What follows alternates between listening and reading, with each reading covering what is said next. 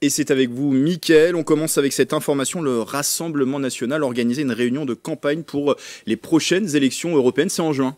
Plus de 100 personnes étaient présentes ce samedi soir au restaurant Le Molière à Versailles pour cette réunion de campagne. Andrea Cotarac, porte-parole du Rassemblement national, et Laurent Morin, délégué départemental, étaient présents. On les écoute.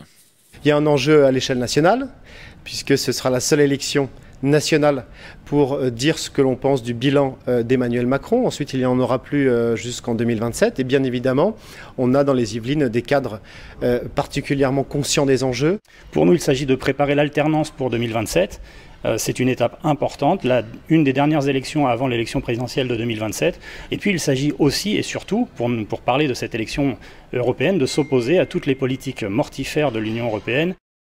Les élections européennes se tiendront le 9 juin prochain pour élire 80 eurodéputés qui représenteront la France au Parlement européen. Le verdict est tombé. Le ministère de la Justice a choisi l'emplacement de la future prison de Magnanville. Le centre pénitentiaire de 700 places devrait être installé d'ici 2028 au plus près des habitations et du lycée de la ville. C'est ce qu'a annoncé le préfet de la région Île-de-France, Marc Guillaume, dans une lettre à la présidente du conseil régional Valérie Pécresse.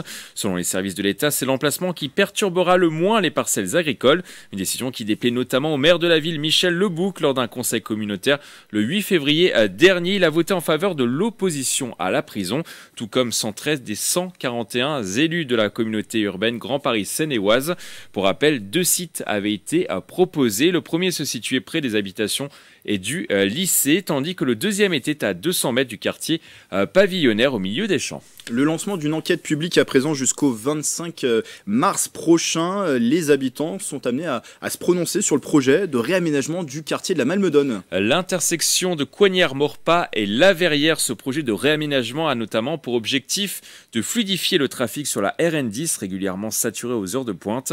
Aménagement envisagé, enfouissement, carrefour à feu, création d'un pont au-dessus de la RN10. Une enquête publique a été lancée jusqu'au 25 mars 2024 pour que ceux qui le veulent puissent donner leur avis. À l'issue de cette enquête, la déclaration de projet sera décidée par le préfet des Yvelines. Pour ceux qui souhaitent participer à l'enquête, un registre dématérialisé a été mis en place. Des registres papier sont aussi mis à disposition dans les mairies de Coignères-Morpas et La Verrière. Vous pouvez adresser vos propositions par mail ou par voie postale à la mairie de Morpas, désignée comme siège de l'enquête. On parlait bien du carrefour de la Malmedonne et non pas du quartier de la Malmedonne, comme j'ai pu l'indiquer juste avant. Carrefour de la Malmedonne. Ça y est, on connaît aussi le meilleur jeu de l'année et il s'agit d'un jeu édité par Cocktail Games. C'est une société d'édition basée à Versailles. Trio, vous connaissez ?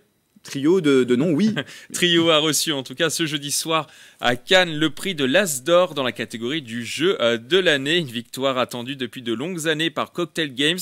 Son directeur Mathieu Despenoux était nommé pour la 10e fois par l'As d'or avec Trio, mais c'est la première fois qu'il remporte ce prix spécialisé dans les petits jeux de cartes rapides et faciles d'accès.